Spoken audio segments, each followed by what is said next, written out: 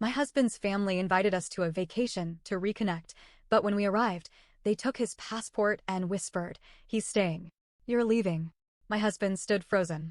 Smiling, I pulled out my own secret weapon. Minutes later, the police showed up and his family realized they had lost everything. I always knew my in-laws hated me. They tolerated me for the first few years, sure. When Liam and I got married, they smiled for the pictures, said the right things, and even pretended to accept that their son had chosen an independent, non-traditional wife. But underneath it all, I knew the truth. They thought I was a mistake. They thought I had stolen him away. And most of all, they thought that one day, he'd come to his senses and leave me. Well, that didn't happen. And when they finally realized Liam wasn't coming back to the life they wanted for him, they decided to take matters into their own hands. And that's how I ended up in a remote house in Turkey, watching my husband's mother smile as she said, "He's staying. You're leaving." And how, less than an hour later, the police were dragging her out of the house in handcuffs. But let me back up. A few months ago, my mother-in-law reached out. She suggested a family vacation to reconnect. That alone was suspicious. Liam hadn't been close to them in years. His decision to move to the US wasn't just about opportunities, it was an escape. His family was controlling, and when he refused an arranged marriage and married me instead, they saw it as a betrayal. So when they suddenly wanted to fix things, yeah, I wasn't buying it. But Liam, bless his heart, wanted to believe them. He wanted to believe that his mother was trying. He thought maybe, just maybe, his family had finally accepted that this was his life now. So, against my better judgment, I agreed. We flew to Antalya, Turkey, and arrived at their vacation home. At first, everything seemed normal. Suspiciously normal. His parents were friendly, his brothers were polite, and his mother kept making over-the-top comments about how she was so happy we were here. I knew something was coming. I just didn't know when. Turns out, it was the next morning. I woke up early. Liam was still asleep next to me. Something felt off. I couldn't put my finger on it, but the air felt different. I got out of bed and instinctively checked our bag. It was where we left it, but one thing was missing. Liam's passport. I felt a rush of cold panic. I tore through the rest of our things, but I already knew. His passport was gone. My stomach dropped. I shook Liam awake. He was groggy at first, but when he saw my face, he knew something was wrong. "Your passport," I whispered. "It's gone." That woke him up fast. We searched the whole room. Then the rest of the house. Nothing. That's when his older brother stepped into the room, smirking. "He's staying. You're leaving." I felt my heartbeat in my ears. Liam stood frozen. "What?" His brother shrugged, like this was completely normal. Mom and Dad decided, "This is what's best for you." My mother-in-law stepped forward, all fake warmth and calmness. "It's for the best, sweetheart. We already booked her a flight back. She leaves tonight." Liam finally found his voice. "Where's my passport?" His father walked in, arms crossed. "Somewhere safe." I looked at Liam, hoping to see anger, but I saw shock instead. He wasn't reacting. He was just standing there. They had blindsided him. He never thought they would actually do this. But I did. His mother sighed and sat down on the couch like she was some kind of queen. "We know you'll be upset, but this is how it has to be. You don't belong in America. That's not your home. This is." She turned to me with an almost pitying look. "We understand this is hard for you. You can cry if you want. But there's nothing you can do. It's already done." That's when it clicked. They actually thought I was powerless. They thought I'd scream, cry, beg. They thought I'd run out, try to call the embassy, and struggle to get help in a country where I had no connections. But they didn't know me at all. I took a deep breath. And then? I smiled. "You know," I said, "I figured something like this might happen." I pulled out my phone. My mother-in-law's face twitched for the first time. "What are you doing?" "Just making a call." I dialed. There were two things my in-laws didn't know.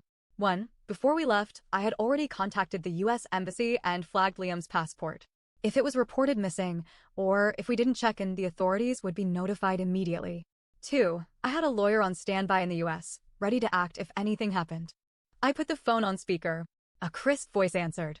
"US Embassy, Istanbul." My mother-in-law went pale. "Hi," I said cheerfully. "My husband's passport has been stolen. We're at address." I believe his family is trying to detain him against his will. The person on the other end didn't even hesitate. "Understood. We are dispatching law enforcement now. Stay where you are." My mother-in-law lunged for my phone. Liam blocked her. "Don't even try." It took less than 10 minutes. I don't know who arrived first, the Turkish police or the embassy contact, but suddenly, our quiet little hostage situation turned into a full-blown legal disaster for my in-laws. Police swarmed the house. An embassy official pulled Liam aside to confirm his identity.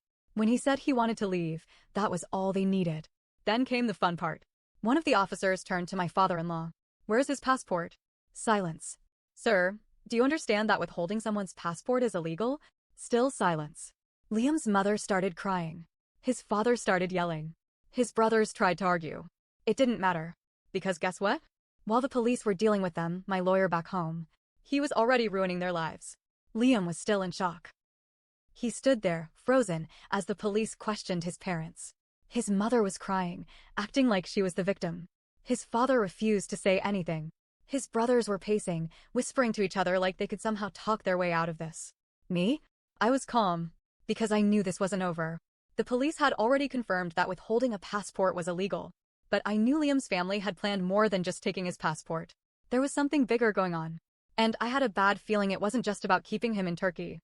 The problem was, Liam still wasn't reacting. Even as the officers asked if he wanted to leave, he hesitated. I could see it all over his face, years of guilt, manipulation, and family pressure weighing him down. His mother saw it too. And that's when she played her final card. "Liam, please." His mother turned to him, voice soft, eyes red from fake tears. "We did this for you. You don't see it now, but one day you'll understand." Liam clenched his jaw. "You've been brainwashed, son." His father finally spoke, voice cold. "This isn't you. This is her." And there it was. The thing they had been trying to do all along. They weren't just trying to keep him in Turkey. They were trying to turn him against me. I held my breath. Because this was the moment. Liam had spent his whole life trying to be the good son. Trying to make them proud. Even when they treated him like a possession instead of a person, he still wanted to believe they cared. And now, with the police watching, with the embassy involved, they were forcing him to choose. "She's lying to you," his mother whispered. "Look at what she's doing to our family. Do you really think she loves you? Or is she just using you?" I didn't say anything. I just watched. Waited. And then, finally, Liam took a deep breath and made his choice. "You took my passport." His voice was low, shaking. His father folded his arms. "For your own good." Liam looked around. At the officers. At the embassy official. At me. Then back at his family. "You took my passport," he repeated, louder this time. "You lied to me. You tried to force me to stay here. And you're blaming my wife." His mother reached for him. "Liam," he stepped back. And in that moment, I saw something change in him. Something I had been waiting to see for years. Liam finally stopped being afraid of them. "I love her," he said, voice steady. "I'm leaving. And you will never, ever control me again." I swear, his mother collapsed into herself. His father's face turned red. His brothers looked like they wanted to break something. But it didn't matter. Because the police had heard enough. The officers ordered his parents to hand over the passport. At first, they refused. His father stormed upstairs, slammed a door, and started yelling on the phone. His mother kept sobbing, saying things about losing her son forever. His brothers kept trying to argue, claiming it was a family matter and that the police shouldn't be involved. None of it worked. Because here's the thing. Someone had already tipped off the authorities about their plans. And I knew exactly who it was. As we waited, my phone buzzed. I checked the message. It was from my lawyer in the US. "We found something. It's bad. Get Liam out of there now." My stomach dropped. I looked at Liam. "We need to leave. Now." But it was too late. Because suddenly, the power cut out. And the front door slammed shut. Total darkness. The only light came from the officers' flashlights. For a second, no one moved. Then one of the officers cursed under his breath and reached for his radio. No signal. His mother's voice cut through the silence. "You should have listened, Liam." I felt my blood go cold. Then bang. Something heavy crashed upstairs. Footsteps. Fast. Loud. His father. His brothers. They weren't done. They weren't going to let us leave. And in that moment, standing in the pitch-black house, trapped with people who were willing to do anything to keep Liam under their control, I realized something terrifying. This wasn't just about keeping Liam in Turkey. They had planned for this. And we were in serious danger. Everything happened at once. A flashlight flickered. Heavy footsteps pounded down the stairs. The front door wouldn't budge.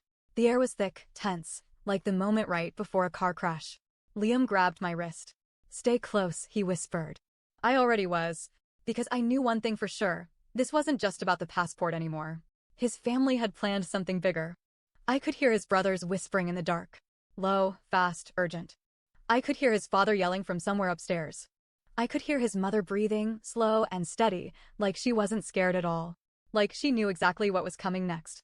The officers tried their radios again. Still nothing. Then a loud metallic click. The back door. Unlocked. Open. And someone was coming inside. Liam's mother didn't flinch. Didn't move. But I knew. She had been stalling. They hadn't just locked us in, they were waiting for someone. And now, whoever they had called was here. I could barely make out the shape of a man stepping inside. He wasn't one of Liam's brothers. He was bigger. Older. A stranger. He spoke in Turkish. Fast. Sharp. The officers immediately turned toward him, hands near their belts. Liam squeezed my hand. Who is that? I whispered. His grip tightened. My uncle. I knew about him. He wasn't just some distant relative, he was connected. The kind of man who had friends in high places. The kind of man who could make problems disappear. The kind of man they had probably called to fix this. The uncle took a slow step forward. And then another. His voice was calm when he spoke. But there was an edge to it, something dangerous lurking just beneath the surface. This has gone far enough, he said in Turkish. The officers didn't move. Let's be reasonable. This is a family matter. No need to escalate things. I could feel Liam shaking next to me. His mother was watching him, waiting. Because this was the final trick. If Liam agreed, if he backed down, they'd win. No one would stop them from taking his passport. No one would force them to let him leave. The embassy wouldn't be able to do anything if Liam said he wanted to stay. And they knew it. His uncle's eyes flicked to me. Calculated. Your wife doesn't belong here. I kept my face blank. I knew better than to react. She will leave. You will stay. Silence. Then, Liam stepped forward. No. It was quiet. Small. But it was enough. His uncle's face darkened. Liam took another step. His voice stronger this time. I said no. His father started shouting. His brothers started moving. And then, before anyone could do anything else, a loud, blaring siren split the air. Flashlights cut through the windows. Someone outside was shouting. And just like that, the entire house flipped into chaos. Liam's uncle cursed under his breath. His mother's face collapsed into pure panic. His father started yelling at the officers, trying to talk his way out of it. But the police didn't care. Because they weren't the only ones here anymore. Through the window, I saw them. The gendarmerie. The Turkish military police. And right at the front, stepping out of a sleek, unmarked car, the U.S. Embassy representative. My backup had arrived. Here's what Liam's family didn't realize. They weren't just dealing with local cops anymore. By trying to detain a U.S. citizen, by involving his uncle, by cutting the power, by blocking the officers from leaving, they had escalated it. And now? Now they weren't just facing legal trouble. Now they were facing international consequences. I turned to Liam. We're leaving. Now. But his uncle wasn't done yet. Because just as we turned for the door, he reached for his waistband. And I saw the glint of metal. Everything slowed down. Liam's uncle reached for his waistband. The glint of metal flashed under the dim emergency lighting. A gun. Someone shouted, one of the gendarmerie officers. More shouting, in Turkish, fast and sharp. Hands up. The officers drew their weapons. I grabbed Liam's arm, pulling him back. His uncle froze. The room was pure chaos, Liam's father yelling, his mother sobbing, his brothers pressed against the wall, eyes darting between the armed police and their uncle. Do not move, an officer barked. For a second, his uncle hesitated.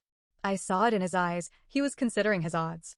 Then, slowly, he raised his hands. A gendarmerie officer moved in, grabbed his arms, yanked him to the floor. The clatter of the gun hitting the tile was deafening. His mother screamed. His father lunged forward, but two officers grabbed him, forcing him down beside his brother. And just like that, it was over. The gendarmerie took over the house. Liam and I were rushed outside, escorted by embassy officials and heavily armed officers. His family? They were stuck inside, arguing, yelling, pleading. But it didn't matter anymore. They had crossed too many lines. Illegal detention. Theft of a passport. Attempted assault with a weapon. The embassy rep turned to us. Are you okay? I nodded. I wasn't. Not even close. But Liam? He was staring at the house. Silent. Expressionless. And I realized something. This was the last time he would ever see them. The embassy rushed us to a secure hotel. They expedited an emergency passport for Liam. Our flight was booked for the next day. Everything was moving forward. But Liam? Liam was breaking apart. We sat in the hotel room, silent for the longest time. Then, Finally, he spoke. They were never going to let me go. His voice was hollow. Not really. I didn't know what to say. He ran a hand down his face. I wanted to believe they could change. But they never saw me as a person. Just as something they owned. His voice cracked on the last word. And I felt my heart shatter for him. He wasn't just losing his family. He was realizing they had never really been his family at all. The next morning, we left Turkey. We flew home, exhausted, drained, forever changed. But Liam's family? They didn't get off so easily. His uncle was charged with attempted assault and unlawful possession of a firearm. His father was arrested for fraud, tax evasion, and false imprisonment. His mother pleaded for mercy, but her role in taking Liam's passport meant she was banned from entering the US ever again. Their businesses collapsed. Without Liam's father, without their access to US investors, they lost everything. Liam never spoke to them again. They tried. Oh, they tried. Messages, voicemails, letters, even calls from relatives who suddenly wanted to mediate. He ignored them all. Because he finally understood something. They were never his family. Not really. One night, months later, we sat on our balcony, overlooking our quiet little street. Liam sighed. Do you think they regret it? I thought about it. About his mother's desperate sobbing, his father's furious denial, his uncle's violent arrogance. No. Because people like that? They don't change. They just hate the fact that they lost. Liam nodded, staring out at the sky. Then he turned to me, a small, sad smile on his lips. Thank you for saving me. I squeezed his hand. You saved yourself. And for the first time in a long time, he believed it.